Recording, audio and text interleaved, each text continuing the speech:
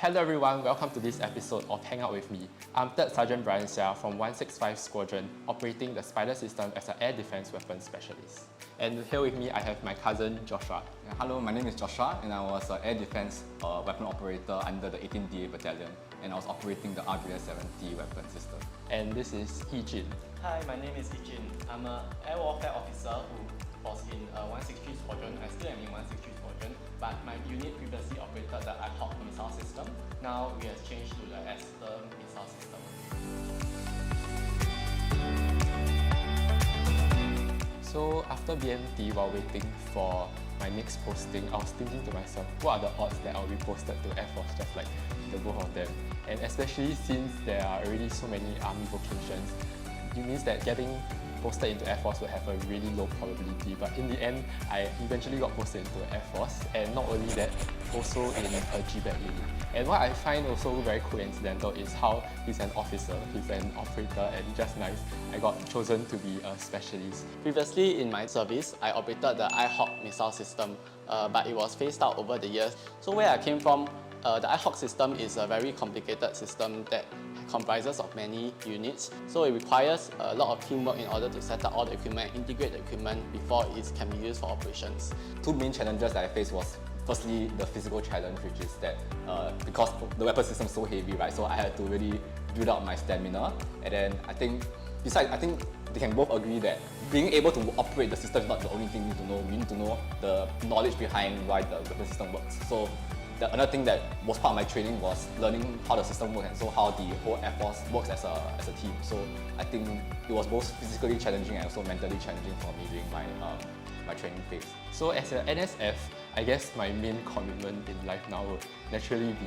NS. But I guess other things that really I have to prioritize would be spending time with my family, making simple efforts such as going home to have dinner with them on nights where I get to go for nights out instead of going out with my NS friends, and also calling them regularly to get them updated on my life in NS. During my Air Force days, I met with people of various walks of life, so it has really trained me in terms of my interpersonal skills and also to be able to understand how people think and also how to interact with people. Within my course, I had this friend who was very obsessed with doing area cleaning. So he was so obsessed that he was always wiping the fence all day and the window. I think the act of him doing that also really always galvanized the rest of the team as well to also do our part to keep the area tidy.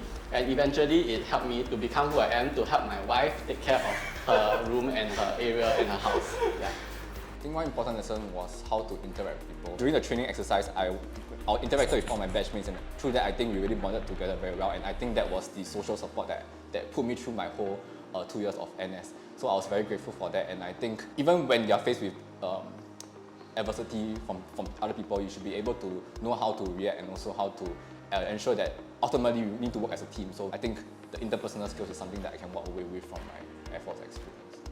On to the point of leadership, I realized that I'm more of a servant leader where I often take a step back to understand, listen and observe before I lead others. So I would be more focused on the team's growth and team's well-being rather than be more results driven. I guess the one piece of advice I would have for people going to NS and serving in any unit is that firstly, it's very important to always keep an open mind. Being first time in an NS environment is actually a professional working environment where you will encounter all sorts of people, all sorts of problems and all sorts of things that you have never experienced before and could throw you off guard. But the key thing is that it is actually an experience that will benefit you if you are willing to learn and willing to put yourself out there. Find something that will motivate you and to drive you throughout the whole 2 years of NS, because it's definitely not going to be a simple journey, even though people say that Air Force is easier than other units. It's a lie. It's a lie. So really find something that will keep you going. For myself, I think I was very fortunate to meet batchmates who really keep me going and who I could rely on when I felt like I was going to give up. So just find something that will drive you, be it your family members, be it your girlfriend, or your buddies, or be it something that keep you going outside of camp, like your interests. I think that is the main message I want to pass on to fellow airmen in the future. So really make the most out of these 2 years and seize any opportunity that you have Don't be afraid to step out of your comfort zone, and know that it's okay to make mistakes, because there will always be people there to help you and guide you. And that is really where you get to grow and learn as an individual. Last but not least, always have faith in yourself, believe in yourself, and never give up. Thank you for coming to this episode of Hang Out With Me, and I hope you all enjoyed it. Bye! Bye.